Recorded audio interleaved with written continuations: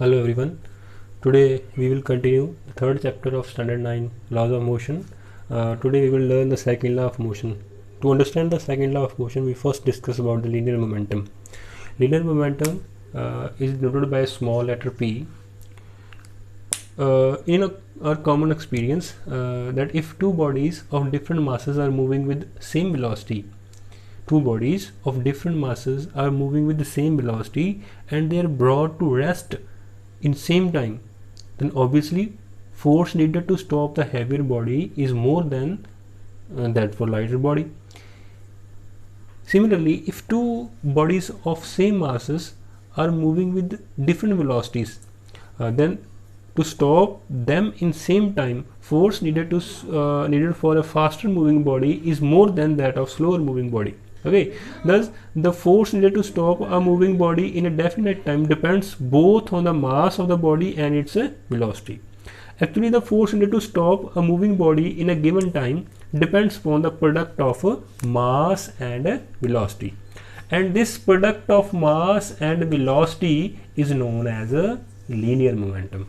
The product of mass and velocity is known as a linear momentum. You must remember this thing. Linear momentum is a vector quantity. So we will denote it like this. P vector is equals to m mass. The mass is a scalar quantity, but whereas velocity is a vector quantity. So P is equals to mass into velocity. SI unit of linear momentum, SI units. Okay, only. So if P is equals to mass the unit is SI unit, that is kilogram, and the velocity has unit meter per second. So unit of momentum is kilogram meter per second in SI. In series it will be gram centimeter per second, that is series. Okay, actually the linear momentum, as we discussed, it is a product of mass and velocity. For more clarification, linear momentum is the amount of motion in a body. ਕਿਸੇ body ਦੇ ਵਿੱਚ ਕਿੰਨਾ motion ਆ ਉਹਨੂੰ ਆਪਾਂ ਕੀ ਬੋਲਦੇ ਆ, linear momentum, and it is a product of mass and velocity. Okay, next is rate of change of momentum. Rate of change of momentum. Change of momentum. Suppose the force F force is applied to on a body of mass m for time t, due to which its velocity changes from u to v. Let the initial velocity, let the body of mass m moving with some velocity, say u, then the final then you apply a force F, then the mass will obviously remain constant, its velocity will increase, say v. The change in momentum at this time, the force was applied for time t. At this time, initial time, its initial momentum will be mu, that is the product of mass and velocity that we discussed now, and the final momentum will be mv. So change in momentum, to find the change in something, what we do, we subtract final from initial. If v is the final velocity, u is the initial velocity, mv will be the final momentum, and this will be the initial momentum. Okay, so change in momentum will be mv minus mu. That is a change in momentum is equals to mv minus mu. To find the rate of change of something, rate of change in p, we always divide by t. किन्ने time दे नाल किन्नी change हुई. So this was rate of change in momentum. Rate of change of momentum, we did the rate of change of momentum by applying a force. F force is applied, so that this was a change in the momentum. If we take m constant, m is constant, we can take a common, that is v minus u upon t. So F is equals to m, that is v minus u upon t. We had three equations, that is v is equals to u plus at, s is equals to ut plus half at square, v square minus u square is equals to 2as. So from the first equation, a can be written like this: v minus u is equals to at, implies that at is equals to v minus u upon t. So this is value corresponds to a, that is F is equals to mass into a. From here it is observed that the force applied on a body depends upon the two factors, that is mass and acceleration. Okay, so mass and acceleration. So we know greater the mass, greater will be the force required. जिन्ना ज़्यादा मास होवे उन्नी ज़्यादा force lavani पएगी उस body ਨੂੰ move ਕਰਨ ਦੇ ਵਿੱਚ, ਤੇ ਜਿੰਨੀ ज़्यादा एक्सेलरेशन प्रोड्यूस करनी होवे बॉडी ਦੇ ਵਿੱਚ उन्नी ज़्यादा फोर्स अप्लाई करनी पएगी. So when we combine these two factors, we get F is equals to mass into acceleration, and here is a directly proportional, the sign of directly proportional. When we change into the sign of equality, we put a constant here. The constant will k, that is mass into acceleration. Okay, since k is a constant and it has value k is equals to 1 in SI system, so F becomes mass into acceleration. So this is your force, and it is also the Newton's second law of motion. I will tell you how to define, how to state the Newton's second law of motion. Let us first derive the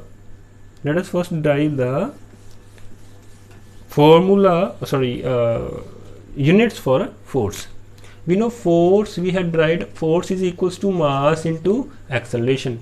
Mass is measured in kilogram and acceleration is measured in meter per second square. So this is the unit of force, which is commonly known as Newton, denoted by capital letter N, or we say Newton, Newton. So the unit of force is Newton. Then what is 1 Newton?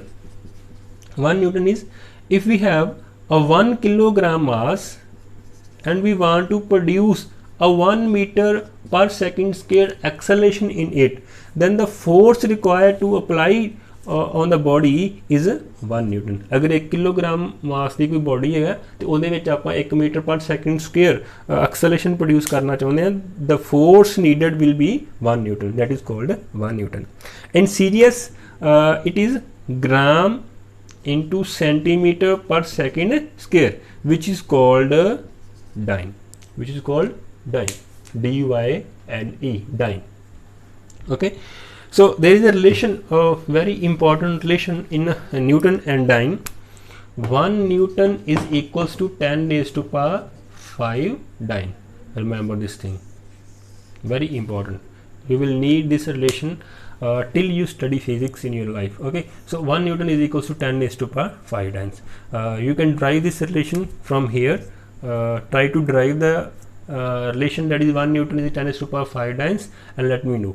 Okay, so the next is, let us draw graphs for three quantities that we learn: force, mass and acceleration. We will keep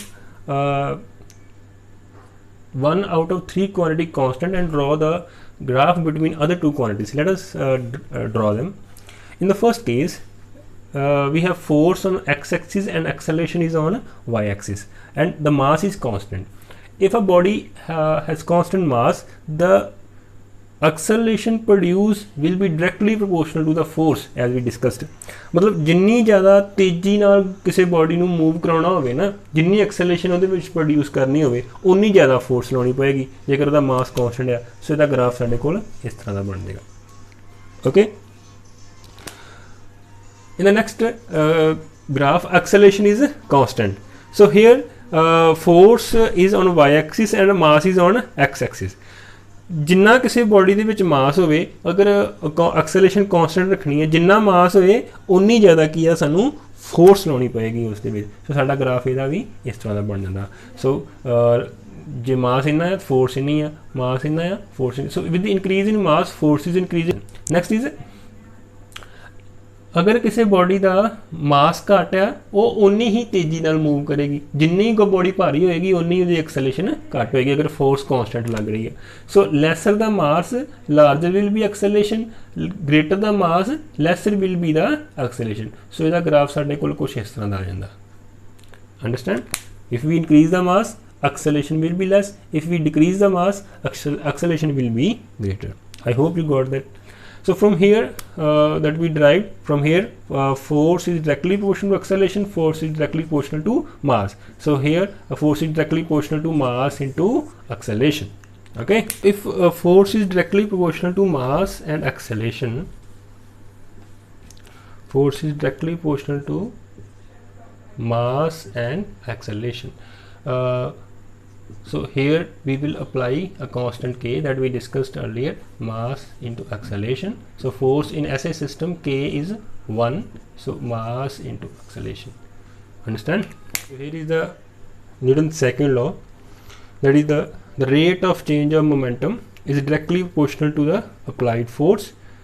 The rate of change of momentum of a body is directly proportional to the force applied on it, and the change in momentum take place in the direction in which the force is applied.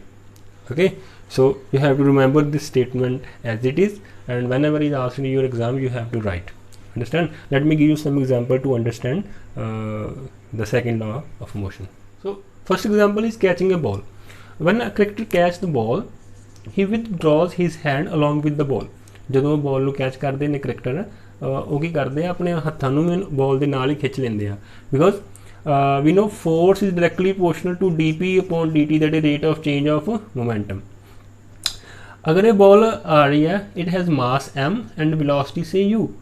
When he will catch the ball will come to at rest and the final velocity will be 0 and the momentum will be 0. The change in momentum will be mv minus mu.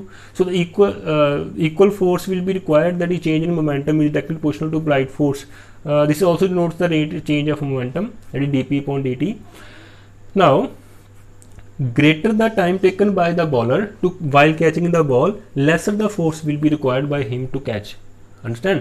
अगर वो थोड़ा time लाना चाहेगा, अगर इक्को दम ही catch करेगा तो उन्हें ज़्यादा फोर्स लानी पड़ेगी, अगर वो ज़्यादा टाइम लाएगा उन्हें अपने हाथ भी बॉल के नाल ही खिंच लेगा तो उन्हें घट फोर्स लानी पड़ेगी. Okay, similarly when athletes land from a high jump और long jump, they often land on a sand, because when they land on sand, suppose this is a sand, and when athlete land on sand, what happen, if this would be a hard floor, then while they were in the air there was a momentum say mu and the final momentum will be mv, that is a 0. So there will be change in momentum. The larger force will be required by them when they land on a hard floor. The time will be less and force experienced by them will be greater, hence they will suffer, they can suffer from some injuries. So when they land in sand, रेत ਦੇ ਵਿੱਚ ਉਹਨਾਂ ਨੂੰ time ਜ਼ਿਆਦਾ ਮਿਲ ਜਾਂਦਾ ਵਾ, ਪੋਲੀ ਹੁੰਦੀ ਆ, ਜਿਸ ਕਰਕੇ ਕੀ ਆ ਕਿ ਟਾਈਮ ਜ਼ਿਆਦਾ ਲੱਗਦਾ ਤੇ ਫੋਰਸ ਉਹਨਾਂ ਨੂੰ ਘੱਟ ਲੱਗਦੀ ਹੈ. Understand? You can find number of example related to this. Try to find out the examples and let me know. Now the very interesting, how to obtain a Newton first law from Newton's second law. We know force is equals to mass into acceleration.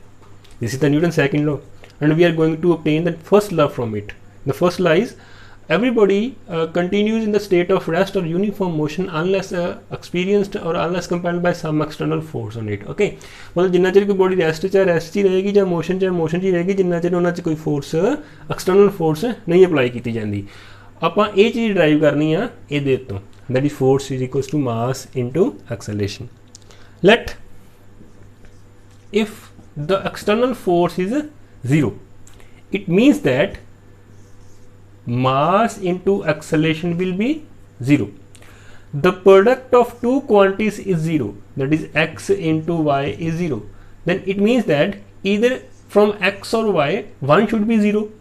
ਇਹਨਾਂ ਦੋਨਾਂ ਚ ਇੱਕ ਚੀਜ਼ 0 ਹੋਣੀ ਚਾਹੀਦੀ, ਜਾਂ ਤੇ ਮਾਸ 0 ਹੋਵੇ ਤੇ ਜਾਂ ਫਿਰ ਕੀ ਹੋਵੇ ਐਕਸਲਰੇਸ਼ਨ 0 ਹੋਵੇ. ਕਿਸੇ ਬੋਡੀ ਦਾ ਮਾਸ ਤੇ 0 ਹੋ ਨਹੀਂ ਸਕਦਾ ਹੈ ਨਾ, so it means that acceleration will be 0. This implies that if acceleration is 0, then a body must be at rest or moving with constant velocity.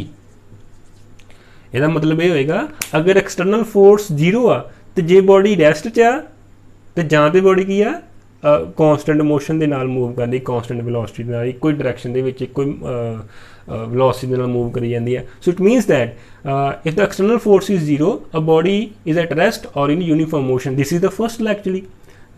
Okay, that is if a body is at rest or in motion, it will continue in the same state unless an external force is applied on it. Understand? I hope the concept is clear to you. If you have any problem, any doubt, you can ask me. I will help to solve your problems. We will learn Newton's third law and solve some numericals in the next videos. Till then, stay safe and stay healthy. Thank you very much.